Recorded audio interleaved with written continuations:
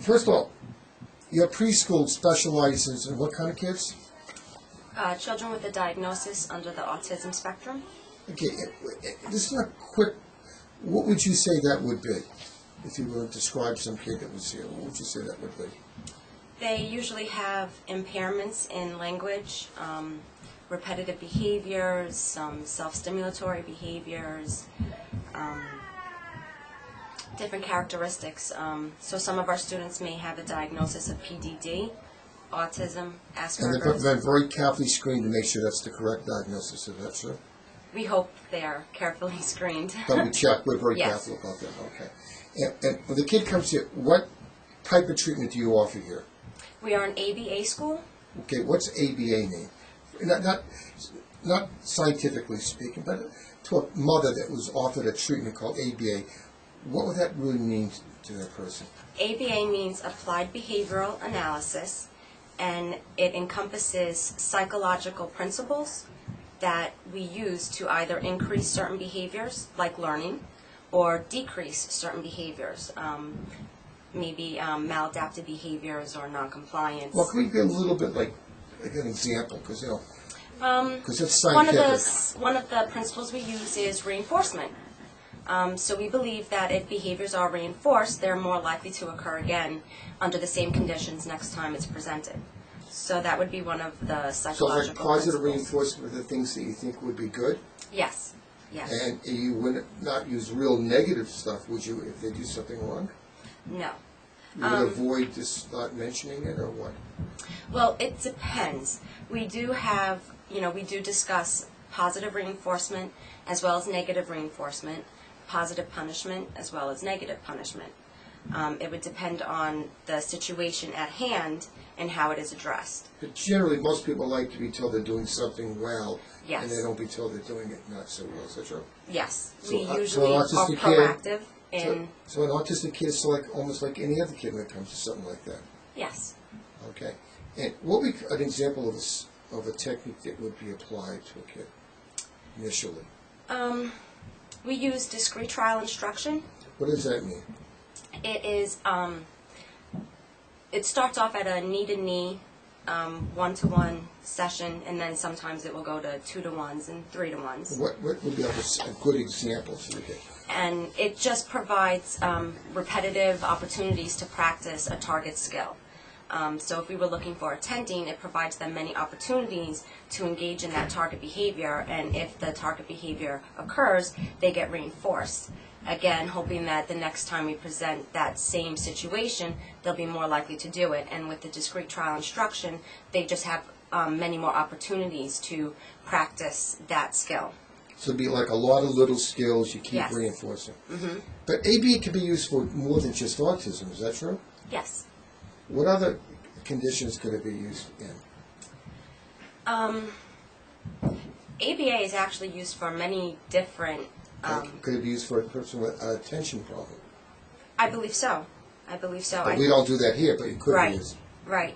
And there's research on ABA in general where they do work with other populations outside of autism. They even use ABA in working with animals. So there's studies where they've used ABA with dolphins and as well as other things, because it's looking at certain principles like reinforcement, and it's not just humans who rely on that type of feedback from certain situations. Is it almost like a form of behavior modification? Yes, it is. Because there's a very famous child psychologist that wrote a book, That Child, that was based on it, and I'm a strong advocate of that. So it's sort of like an extension of that, but in a more intense way, would you say? Yes. And what would you say the success rate of getting a kid that wasn't doing well to where they could function a lot better? What would you say the success rate would be with ABA? It's hard to give a percentage, and it's hard... Well, we're not taking an example. Yeah, but more of what I look at is, I'm not saying that what I'm going to do is turn my students into a rocket scientist, but I look at where they are and the things that I've taught them. So it might be something very small, and it might be something very large. And it just depends on improving the quality of their life. And basically, that's how I judge what I do here, is all the improvements across all areas, not just learning. So you said 3. It can't be used under 3? No, it can. Usually under 3, it would involve early intervention, which Eden does not supply through our agency. So here's the key question. If a doctor noticed a kid or a parent, there was some potential of an autistic kid, how early could you start something like this that maybe we hope the kid will be better down the road? What would be the earliest you think it could be done? Early intervention starts at 0. As soon as you have, any type of, how would I explain it? If you have any type of concerns, right? Like a premature baby, yes. we all know we're going to have that. Okay, yes. Or the kid had an overwhelming infection, was in an intensive care unit, we have great concern. Okay? Exactly. So interaction and working with a baby, it's day 1. Day 1. Okay, so essentially you're just taking that group which the school is founded, but we shouldn't say, oh, we should wake up and we worry about a kid at age 3. It starts early. Very early. It's not, I know you're not a pediatrician or a child neurologist, but the characteristic histories you take here are pretty commonplace in all these kids. Some of the things that you notice in the history would be like maybe the kids weren't smiling or eye contact. Not responding. Is that a characteristic you see a lot of them? Yes, not responding when their name is called, not eye gazing, not tracking their mother. Of course, they've been ruled out to have any hearing or any visual problem. Yes. So a young child that doesn't smile maybe at 4 months, doesn't make eye contact, doesn't mean they're going to be autistic. There's a little bit of a red flag. Is that true? Right. And if the kid's around 15 months, it's not speaking, doesn't mean the kid's going to have a problem, but there's a bigger red flag, all right? Right. So we hope along the way the pediatrician or a child development expert evaluates the child, and we hope that some form of intervention starts early. No one's sure, but we think it can't hurt to do more stimulation with the kid. Is that true? That's absolutely correct. So the focus here is a lot of stimulation. And is it like a lot of kids in a classroom with 2 teachers? What do you do No. with it? It's very small student-to-teacher ratios. As they do develop skills, we want them to start working in larger groups because it is more naturalistic to what they would typically have if they were typically developing. But in the beginning, you need that one-to-one. You need that very close-knit relationship so that you can establish certain behaviors. And they might need to learn how to attend, how to sit in a chair so that learning can take place. So the biggest question is that if you do have a kid that has this risk factor, you're not going to get hurt by this.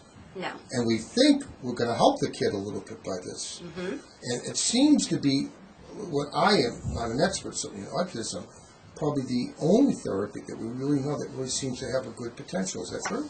Yes. Because ABA relies on data collection, we actually have data that supports our theories and our program. Is this shared on any kind of like a national basis? The data? Yeah. Well, ABA is one of the only data-based interventions. No, like when someone gets a cancer therapy in a child, they get the parents' permission obviously, and they share the information. So if we use some therapy and it doesn't work, or it does work, the next child has the advantage of what we know historically what does and does not work. Do we share any of this information anyway? Well, we do keep our students' information private.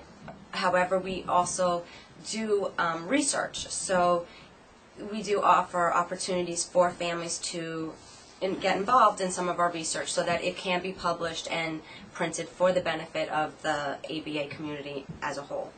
Around the